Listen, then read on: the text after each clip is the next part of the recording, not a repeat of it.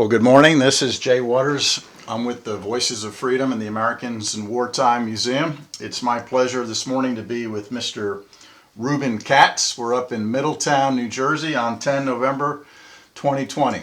And then, sir, I know I just said your name, but could you introduce yourself for us, please? My name is Rubin A. Katz. Yes, sir. And when were you born?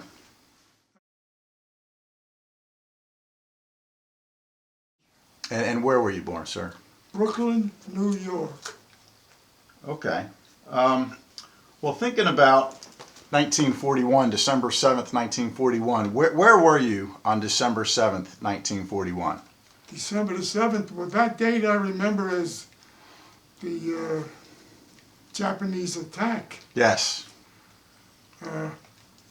Where was I? I was in Brooklyn, New York.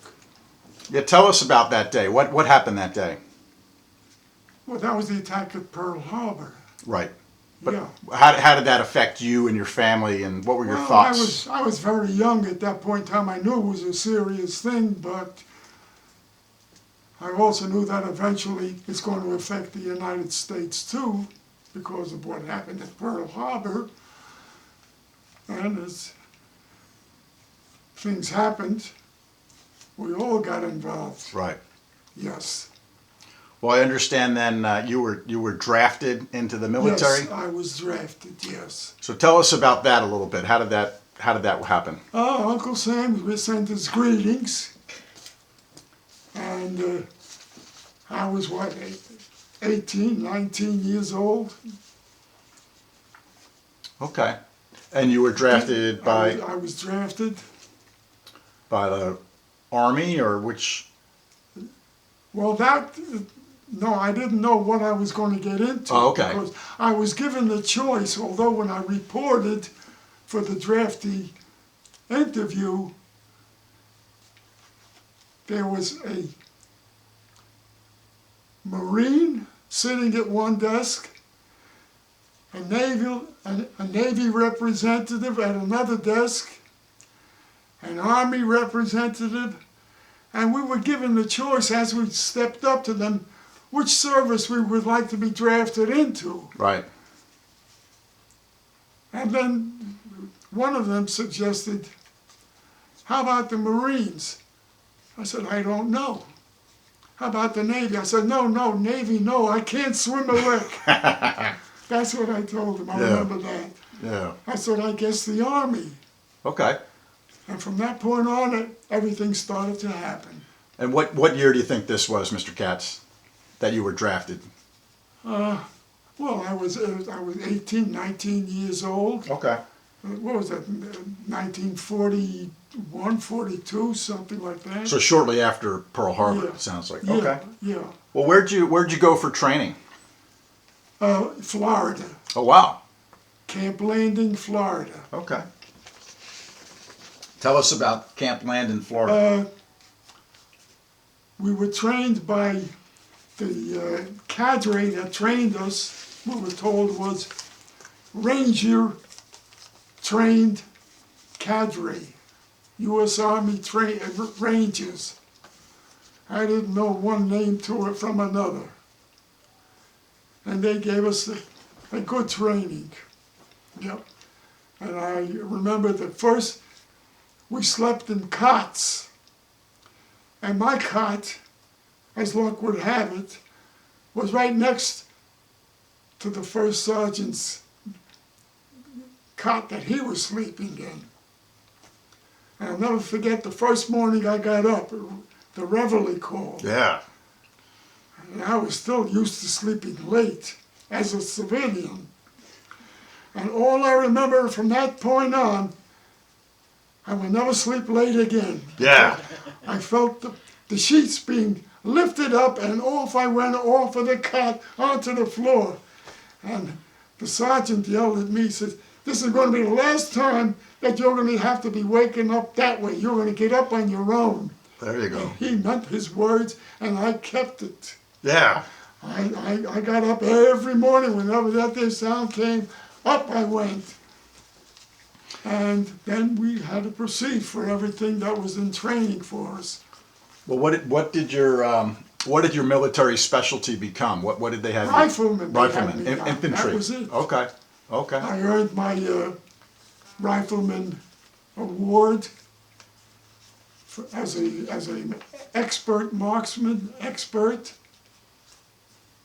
Excellent. No, that's good. That's good. How long were you in training in Florida? Do you remember? 90 days. 90 days, and then where'd you go after? Thereabouts. Where'd you go after Florida? And after that, we got on a train, ended up in Little Rock, Arkansas. Okay. From Florida to Little Rock, Arkansas. Wasn't luxury traveling, I'll guarantee that, because the trains were packed. Yeah. And then from that point on, I think we stayed there a few days. And to the best of my recollection, which I'll apologize now, maybe a little bit slow at times, but we came back towards Virginia. Now this was always information people were passing along to each other on the train, where we are. Because everybody would say, where are we going, where are we going? We never knew, but word got back to us that we were going back around, expecting to be going to Little Rock, Arkansas, to Virginia. Okay. Virginia. And as luck would have it, that was it. We got off the trains, and we got the next day. I got up, and we all brought our luggage with us. We got onto a ship, and it was daylight when we left. And all I could see was a long line of ships, one behind the other, right into the horizon. Right. We were the tail end of a convoy being escorted by escort ships to protect us. Right. And from what I was told, that the slowest ship was what set the pace of travel Okay. to our destination. Right. And we left September, I believe it was September the 13th, arrived at the Straits of Gibraltar October the 4th. And this was, you All think, that time on a ship that was 19 wobbling up and down like that in the 1940, water. 1942 probably, right?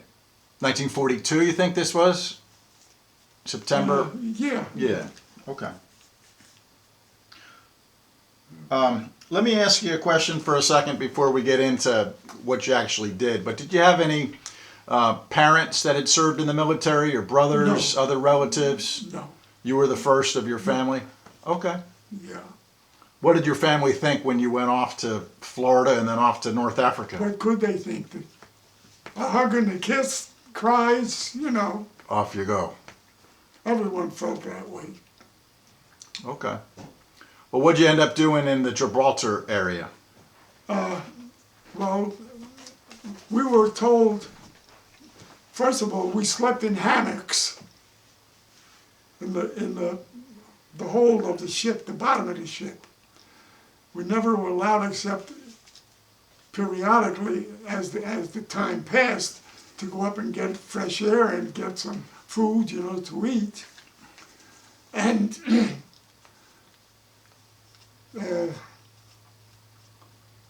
we arrived near the Straits of Gibraltar, and it was getting at sundown. I'll never forget it. They wouldn't let us get up on the top of the ship. They said, stay in the bottom of the ship. You're only passengers here. So we had sailors manning the guns on our ship. And as luck would have it, we felt the reverberations of guns going off, explosions happening outside the ship, vibrations, and being in a ship that I was on, it reverberated in the whole of the ship, the bottom of the ship, bobbing around in the waters, re-echoing in the bottom. You're feeling helpless. Yeah. And I couldn't swim. I never learned. That's why I took the Army. I didn't want to get in the Navy. Well, the Navy wanted to get back at you still, right? Keep you on a ship. Well, did you get off the ship eventually? What happened there? Oh yeah, we ended it. We entered into the Gibraltar, Straits of Gibraltar, and we were under attack. They're feeling the vibrations of all the explosions and everything. So we knew we were being attacked. And when the attack was over, everything quieted down. When it was all over, they allowed us to get up and get some fresh air.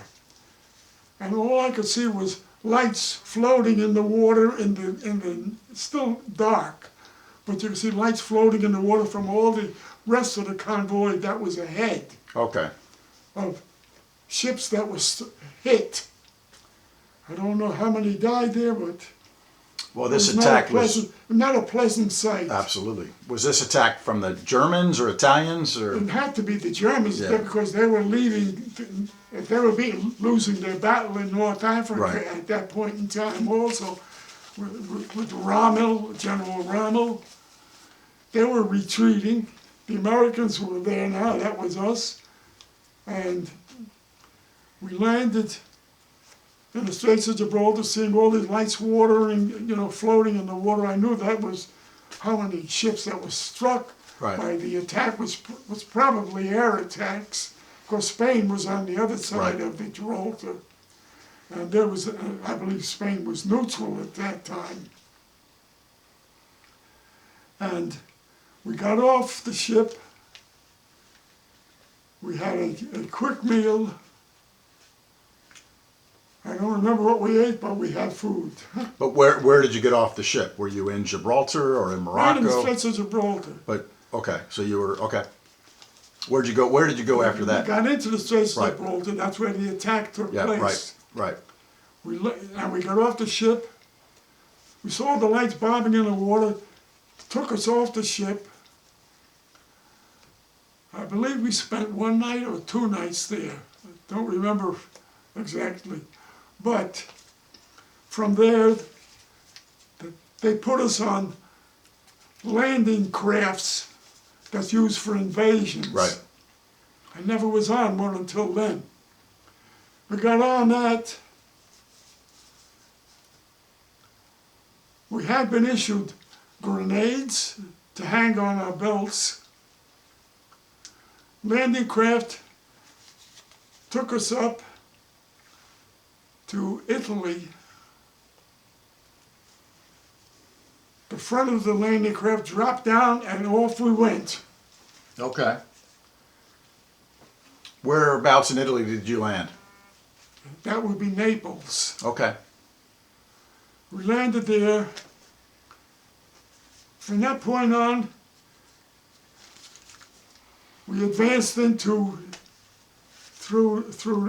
Naples, took us up to an area there where there was already army trucks that we got onto, took us further, deeper into Italy, going northbound. Not knowing exactly where we were going until we reached the point where we stopped, they took us off, and from that point on, we eventually ended up in front of Monte Cassino. And at that point in time, I remembered all the news that we were receiving about Monte Cassino being a stalemate.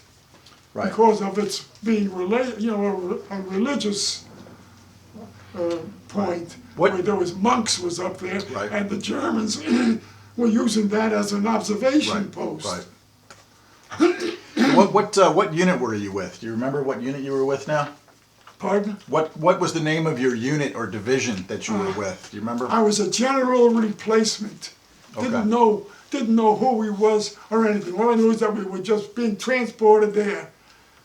So an infantry unit though, right? Didn't know. Infantry. rep, yeah. Okay. I was an infantryman trained, basic training. And everything was happening so fast in those days. Right. Who knew what was going to happen the next day? Right. Or where you were going or what you were doing, because everybody was kept silent. Yeah.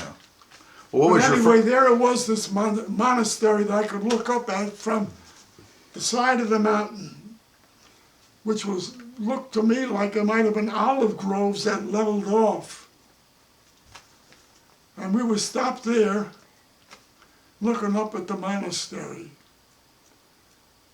I felt so in awe to look up at this place there that I had heard about the news, everything. No bombarding happening at that point in time. And I found out later. They told us to dig in. That's what we did. I had a little shovel in my backpack, took it out, and I started digging. And now it was getting cold and wet. And I'm digging in and digging in. And I had a thought in my mind. I knew about being told to keep dry socks in my leggings in case your feet got wet. I had all dry socks tied up into here in balls. And that night, with all the rain and the wind and everything, I got soaked. And I kept changing my socks in the dugout that I had dug out. I found out why I should have dug deeper. Why was that? Shells start coming over, hitting the backside of the mountain that I was on, ricocheting back. All I could hear was a twing going around with shrapnel flying around and striking around me. That was when I knew I should have been digging deeper. Deeper, yeah. But the ground was hard. I guess now it was closer to wintertime, right? It was like October, November? Yeah. And how far were you from Monte Cassino? I mean, you could see it. A couple 100 feet away, maybe looking up at the Monte Cassino up in the sky. Yeah, and the Germans were shooting artillery down on you almost all the time. Yeah. Eventually everything quieted down. And I had been changing my socks all night long. From the wet side to the dry side. And it didn't work. Yeah. My feet were soaked. Well, I see you wrote on here that you ended up with some trench foot. The last time I remember taking my boots off, I could hardly get my boot back on. My foot was swollen, turning blue. So I was taken back, a little bit further back into the rear. You want some water? Huh? Want something to drink? No, it won't help me. I was taken back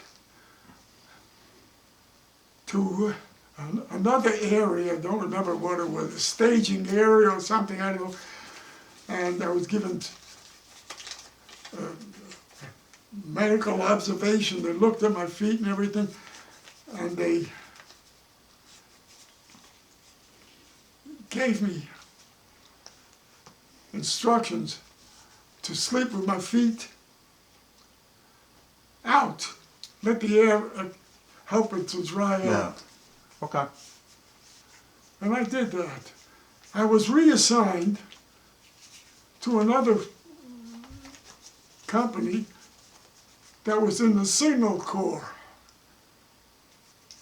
When they found that I could be placed in a position where I could be of service that way, and I was still being under observation for my feet, which was getting a little better, but they were still swollen and a little bluish.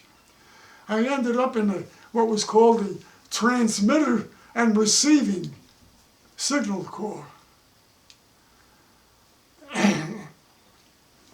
Hold on. And that was where I ended up. Well, so then you ended up, you said, in a Signal Corps unit for transmitting and receiving. What was that like for you? Well, being involved now with the Signal Corps, my duty was going up, I believe it was the transmitter The way I understand it, the transmitter was on one side, and the receiving station was on the other side, electronically speaking. So I was up there more or less doing guard duty up there. And eventually the war ended, Yeah. and there was a lot of transportation happening, everybody eventually going back home. Did you ever get to the top of Monte Cassino? No, I didn't on account of my condition. Sure, right, I right. eventually was brought back off that area. And what about when you? Thank God I did survive. What about when you were in Naples? What was? Can you go back to that for a minute? What was that like in Naples itself? In Naples? Yes. Well, I went back to Leghorn. Sure. I didn't go back to Naples at that point yet. I went back to Leghorn, Italy, Livorno. And that was where the transmitter was Okay. and the receiving station was, opposite sides. And like I said, I was doing guard duty. And when the war ended, at that point in time, I remember that I was going back to the camp, and my time was not yet time for me to go back to the United States. Right. But this was now 1945, right? May of 1945. You were still there. So almost 2 years, year and a half, 2 I years. don't know, something like Long time. But always in the Leghorn, Naples, Livorno area. Now, I was scheduled to be going home, but as luck would have it, I was going back from the station that I was coming back to camp for my evening meal in the back of a truck. And lo and behold, I was sitting inside looking at the scenery passing by, and who did I see? My wife-to-be, not realizing that was going to be somebody like that. Well, how did you get to meet her? You saw her, but how did you meet I her? saw her from the truck I was on going back to camp. And I called out to the driver, "Stop the truck," I said. "I'll get off, I'll meet you in the camp." But the camp was not close, it was very close at that point. He stopped the truck, I jumped off. I started running towards her. She put up her hands like this.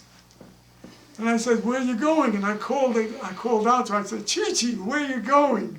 What did you call her? I was flirting with her. What did you call her? Where are you going? Or dove stai? Yeah. I mean, because I spoke a little Italian broken. Yeah. She said, "I'm going to the police." I said, "Why? Because of me?" She says, "No." She says, "I'm in trouble," she says. And I said, "Why?" She said, "My cousin was in the United States Navy that my family from Naples was in contact with now that the war is over. And the message got back to her that his ship was scheduled to stop in Leghorn, Italy, Livorno. And her mother gave her enough money to get on a train from Naples to go up to Livorno, Italy, meet her cousin who was on the ship there. He was going to be giving her some money and food and clothing, whatever he can give her. So when I met her, at that point in time, jumping off the truck, yelling at her, she told me she was going to the police because when she got to the dock where the ship was waiting, supposed to be there, it had already left. So she did not have the opportunity to meet her cousin from Long Island. And she told me that she was going to the police station to tell them her trouble, that she had to go back to Naples where her mother only gave her one-way ticket to get there to pick her husband, to meet her cousin. And here I got into the picture, not realizing all this was happening, really. So I told her, I said, look, I said, you're going to the police. I said, are you hungry? So she says, well, I could eat. And she spoke English because she learned that in school. I said, look, around the corner there's a PX. Would you like to have a little snack there? So she says, I said, don't worry, I'm not going to bother you. I said, it's a place where we all go to have a snack. So she reluctantly, she said, okay, but after that she said, I want to go back to the police station so I can get back on the train to see my mother again. So as one thing happened after another, we had a nice hot chocolate, nice discussion. We were off the railing. There was a big highway running along the Mediterranean. We had our hot chocolate. I said, would you like to go over to the other side of the road? We'll look at the Mediterranean, have a conversation. That's all. And then I'll take you to the police station, which wasn't far. So she said, okay. It gave us a chance. But meanwhile, I was so attracted to her. What was her name? Her name was Yolanda. Yolanda. What was Yolanda Farino. Farino. Okay. She told me about her family in Long Island, which one of them was supposed to meet her at that dock over there in Livorno.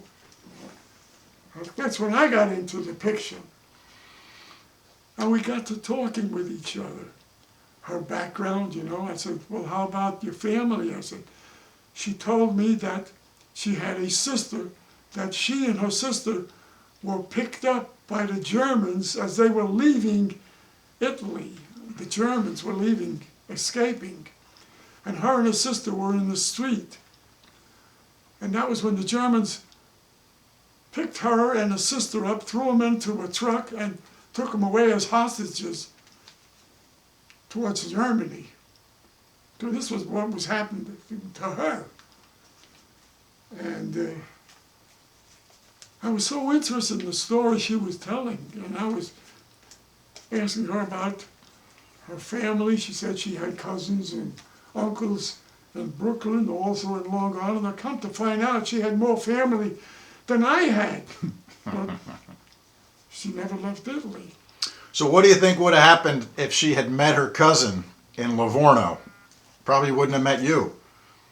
Who knows? Who knows what would have happened? And what happened to this Probably would cousin? have eventually ended up coming back home anyway. And what happened to the cousin? Do you ever know what happened? Well, I talked her into staying over a little bit longer before she goes to the police. I said, I know a nice Italian family located right next to the camp where I'm stationed. I said, would you be interested so we can get to know each other? That's all. I said, I'll introduce you to the people that I know from my being so close to the family there, knowing them. They're Italians. So I talked her into going. She said, okay, I'll meet them. But after that, I said, I don't know. I introduced her to this family that was right next to the camp I was stationed at. And nice people.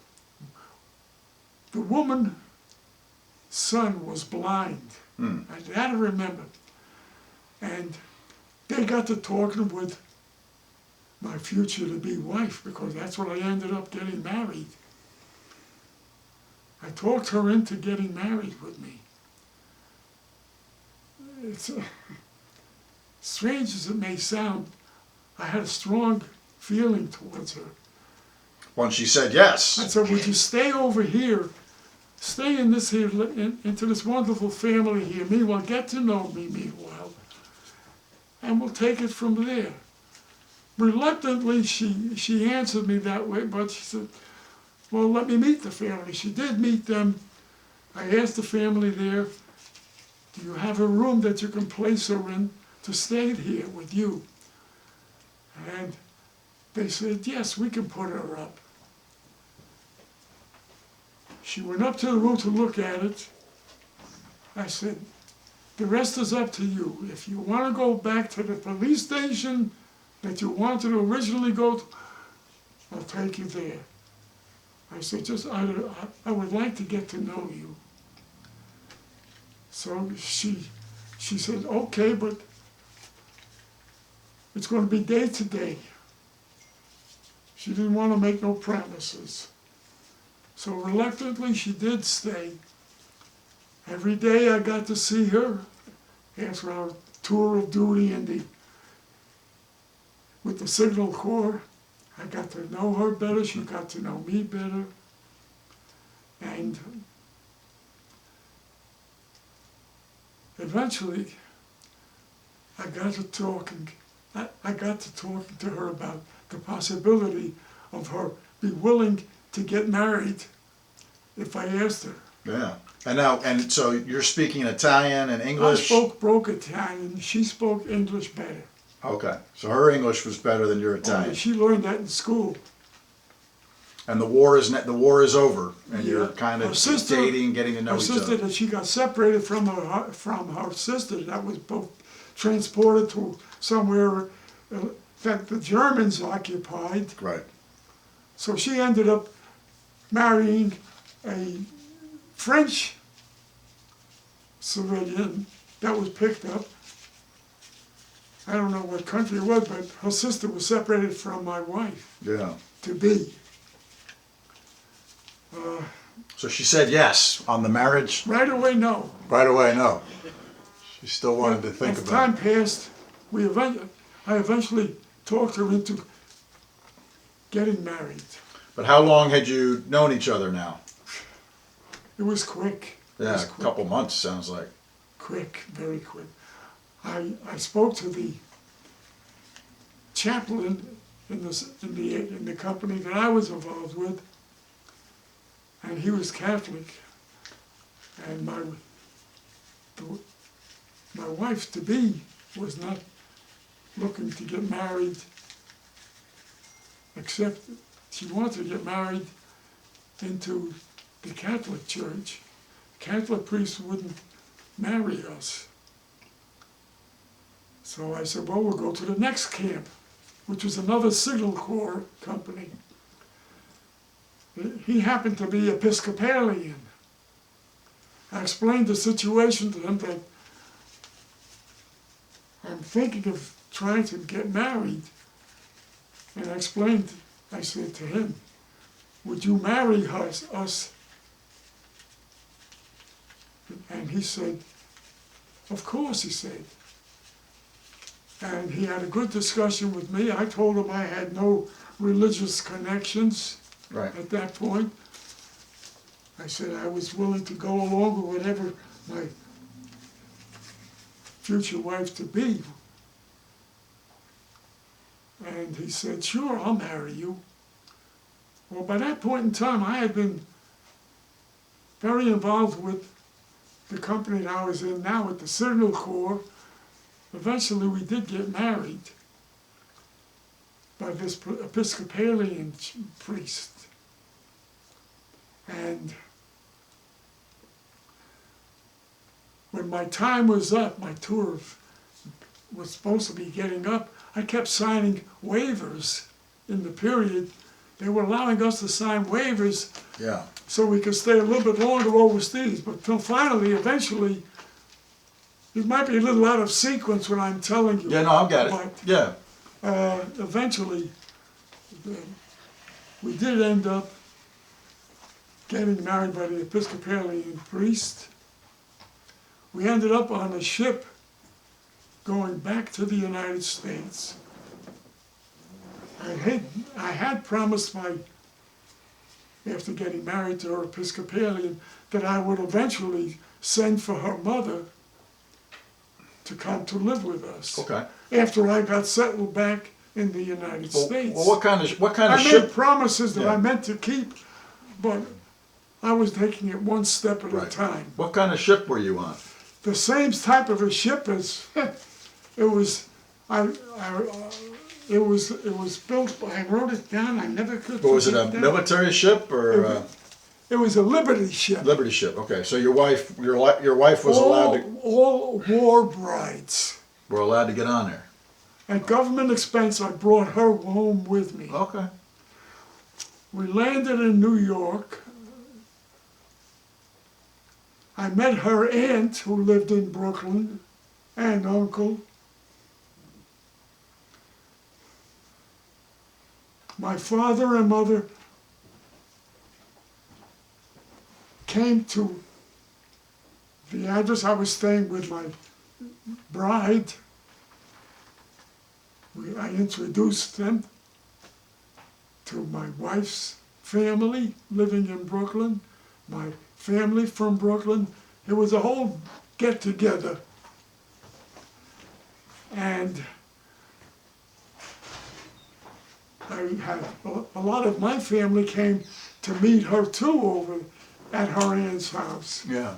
So this was probably what, 1946 or 47 when you came That was home? around that point in Yeah. time, yeah. Okay. Well, let's go back to Italy for a couple more minutes. Sure. Did you ever run into any German soldiers, like prisoners, or even Italian soldiers that had surrendered? Oh, well, I did have one experience when we were looking up at Monte Cassino, and we were given orders to shoot. To me, it sounded strange because it was getting dark. I couldn't see anything. Well, they were telling us to shoot anyway.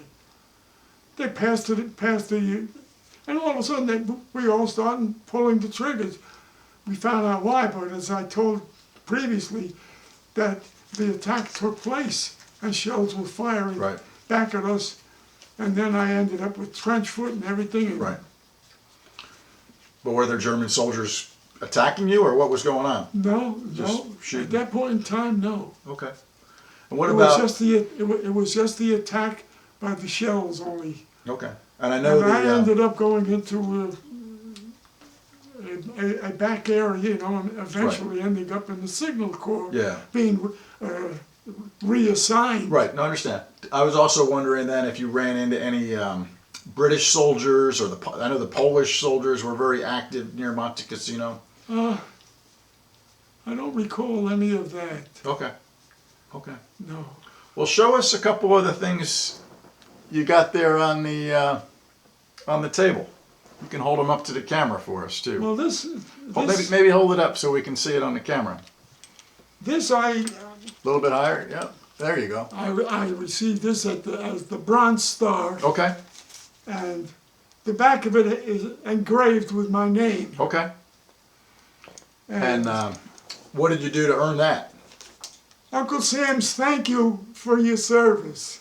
I was still in the service when I received that, and I was at that point in time waiting for my enrollment to be finalized by being discharged, honorably discharged. So that was the Bronze Star. Hold on for. And all these is just for the. Yeah, but Mr. Katz, the Bronze Star is a pretty significant achievement. So don't sell Well, that was yourself Uncle short. Sam, there. thank you. All right. Well, I don't see it that way. I just did what I was trained to Yeah. do. And then what else? You got a EIB, Expert And Infantryman's this is an badge. expert rifleman. Rifle, yeah. And these are my dog tags. Excellent, yeah. Excellent. And memories. Yeah, no, that's good. What And- about what were the other guys like in your unit? Were they other mostly draftees that you were serving with? Everybody was looking to go back home, you know. Me, I had already met my wife. And then eventually, you know, one thing happened after another. I got back to the United States with my wife. Yeah. Big reunion, my family, her family. Well, what'd you do after the war? What kind of career did you have? I went to work in Red Bank. I got discharged from Fort Monmouth. New Jersey.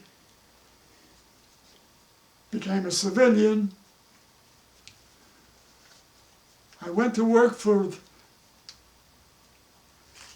a company called, oh darn it, there was 3 companies. Can't remember the first company now. Then there was,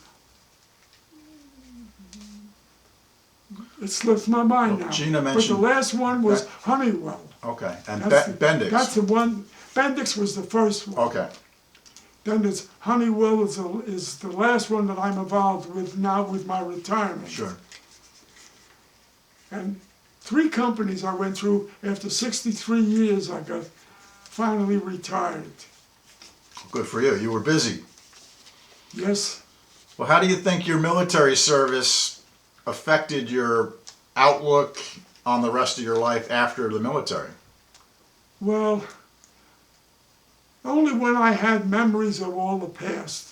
Unfortunately, the bad things that took place, you could never erase it 100%. So you always have these recalls which are temporarily, but you make the best of it. You cannot forget everything. Although I would have loved to have forgotten it all. The good part was my finally meeting my wife after 63 years with her. It was a long marriage. That's a long time. Long marriage. Congratulations. Yeah. Good marriage. Did Good you marriage. now? Did you go back to Italy with Miss We Yolanda? went back. Her mother had come to live with us. I finally got to call her mother here. My wife's sister, who was separated from her, met a French Right. prisoner of war in the German camp who met my wife's sister also. They got married. She went back to France, her sister, with a family. So eventually, my wife and I called for her sister and her French husband with their children. We brought them here. And we got established ourselves, got established for them to stay also. And it was just one big family living here in New Jersey. Always in the Middletown area or other In the Red Bank, Red Bank? Middletown area. So my wife's sister is still alive. Okay. Her sister is almost the same age as me now. And her sister has Alzheimer's. And my wife passed away from Alzheimer's also. Yeah, I'm sorry to hear So I that. had a bad period with her. But 67 great years, it sounds like. 63 years of 63, marriage. sorry. 63 great years. I'm hanging in there. My memory is touch and go. No, you're doing great. You're doing great here, Mr. Katz. The good Lord has been good to me. He's been very good to me. Well, what else? Anything else you want to talk about from your military service? Not really. Whatever could pop into my mind sporadically, you know. No. Well, what would you want potentially, the younger generation of America or Europe for that matter, what would you want the younger folks to know about you and your life? Love your neighbor. I like that. Don't hold grudges, especially at my age. My prayer to him is, I'm ready whenever you're ready to call me. He hasn't seen fit yet. So No, well, that's just good. do the best you can. Don't hold no grudge against neighbors. Love your fellow man. Well, I think that's good. That's well said. War is no good. Let me give you this too. This is from our. You can hold that up to the camera if you like. There you go. That's from our museum, the Americans in Wartime Museum, and it's been an honor to spend some time with you this morning. Thank you.